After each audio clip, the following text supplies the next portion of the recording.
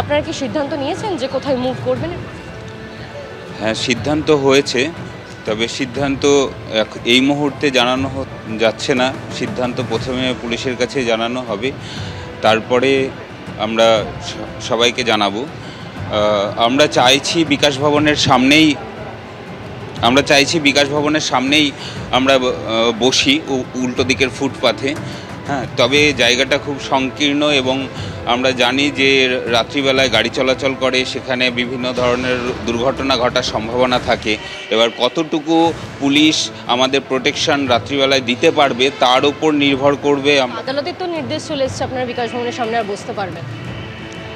হ্যাঁ, আদালতের নির্দেশ ছিল যে আমাদের এই রাস্তাটা ছেড়ে দিতে হবে। রাস্তা ছেড়ে দিয়ে ফুটপাতে যদি বসতে পারি, সেটা আমরা সেন্ট্রাল পার্ক, এটা পুরোপুরি সেন্ট্রাল পার্ক এলাকায় বলা চলে। তো আমরা যদি ফুটপাতে বসি তাহলে আদালতের কোনো অসুবিধা নেই। আমরা আদালত অবমাননা করছি না, আদালতের সিদ্ধান্ত মেনে নিয়েই এগোবো। তো দেখা যাক পুলিশ কি ব্যবস্থা করে, তার উপর আমাদের ছাড়া নির্ভর করবে। কারণ আদালত বলেছে যে এই ব্যবস্থাগুলো করতে হবে, জল, শৌচাগার। এতদিন পর্যন্ত পুলিশের কোনো ভূমিকা দেখা যায়নি এবং আমরা যতটুকু শুনেছি যে বারবার শৌচাগারগুলো বন্ধ করার চেষ্টা করা হচ্ছে, বারবার এখানে খাবারের দোকানগুলো বন্ধ করার চেষ্টা করা হচ্ছে আমাদের আন্দোলনকে উঠিয়ে দেওয়ার জন্য। আমাদের রাত্রিবেলায় খাবার দাবার কোনো দোকানে যদি অর্ডার দিতে যাই, সেখানে অর্ডার নেওয়া হচ্ছে না। বিভিন্ন অনুষ্ঠানে আলোচনা করে সিদ্ধান্ত নেব। একদম, আজকে আলোচনা করে আমরা সিদ্ধান্ত জানাবো। জানাচ্ছেন যে আজকে আলোচনা করে সিদ্ধান্ত নেওয়া হবে যে বিকাশ ভবন থেকে সরে তারা সেন্ট্রাল পার্কের কোন জায়গায় গিয়ে আন্দোলন চালিয়ে যাবেন। কারণ তারা বলতে চাইছেন যে লোকচক্ষুর আড়ালে গেলে তাদের আন্দোলন পিছিয়ে পড়বে আরও বেশি করে। সে কারণেই তারা এমন একটি জায়গায় বসতে চান যেখানে তাদের নিরাপত্তা সুনিশ্চিত হবে এবং তার সঙ্গে যারা আন্দোলন করছেন তাদের আন্দোলন যেন বজায় থাকে, সেরকমভাবে সুবিধা মতো তারা বসবেন। প্রশাসনের সঙ্গে তারা কথা বলেছেন। গতকাল পুলিশ তাদেরকে সেন্ট্রাল পার্কের এলাকা ঘুরিয়ে দেখিয়েছে এবং কোথায় বসবেন সেই বিষয়ে কিন্তু পরস্পর আলোচনা করেছেন।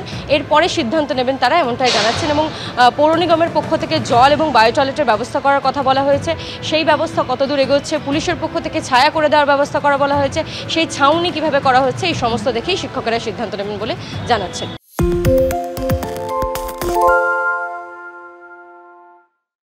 সত্য অন্তহীন, সত্যের খোঁজও তাই, সত্য সন্ধানে তাই আমরা অক্লান্ত, অকুতভয়। এবিপি আনন্দ নতুন ভাবনার প্রতীক, যা মনে মুক্ত, তথ্যে যুক্ত এবং যাবতীয় সীমানার বাঁধন থেকে মুক্ত।